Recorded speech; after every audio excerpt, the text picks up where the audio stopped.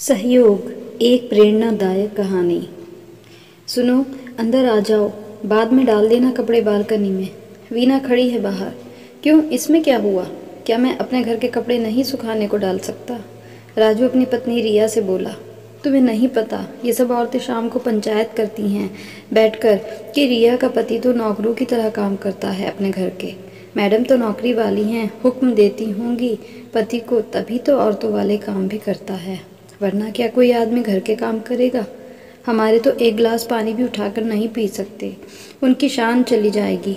वैसे भी आदमी को घर का काम करना क्या शोभा देता है? हमें खुद ना अच्छा लगे पति काम करे तो।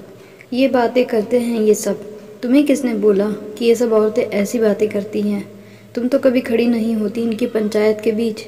मैंने सुना है कई बार आते जाते। कल मैं शाम को दूध लेकर आ रही थी, तभी मिसेज शर्मा बोली, रिया आ थोड़ी हमारे साथ भी खड़ी हो जा।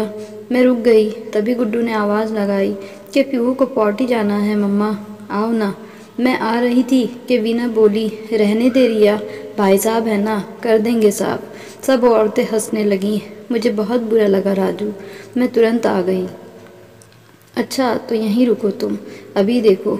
राजू ने कपड़े डालते हुए वीना जी को हाय किया, फिर बोला, भाभी जी भाई साहब क्या कर रहे हैं?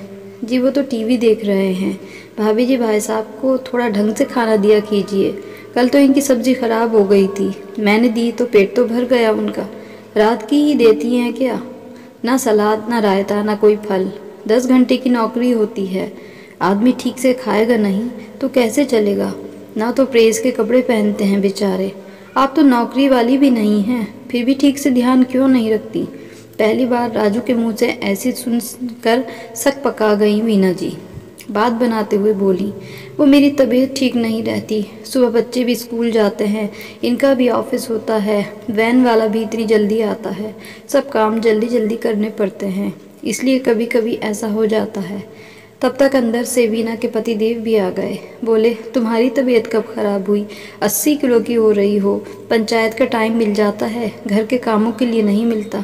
राजू, गलत बात भाई साहब, पति पत्नी एक गाड़ी के 2 पहिए होते हैं, अगर एक ही पहिया घिसता रहेगा तो दूसरा कैसे चलेगा?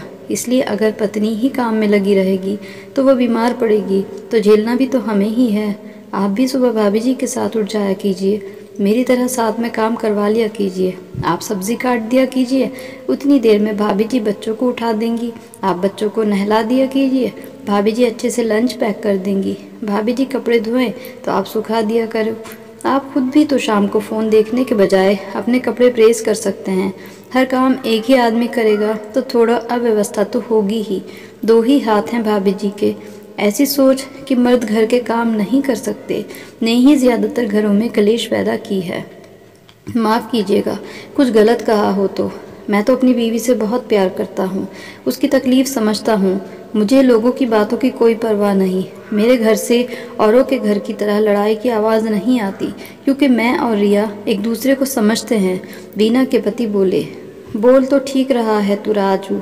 वीना, मैं बच्चों का होमवर्क कराता हूँ, तुम शाम की तैयारी कर लो, तुम्हें अपने घर जाना है ना पापा को देखने। वीना भी बोली, ठीक है, आज से मैं पंचायत करने नहीं जाऊंगी, उस समय घर के और काम निपटा लिया करूंगी। रिया, राजू सभी लोग वीना जी की बात पर अपनी हंसी को न रोक सके।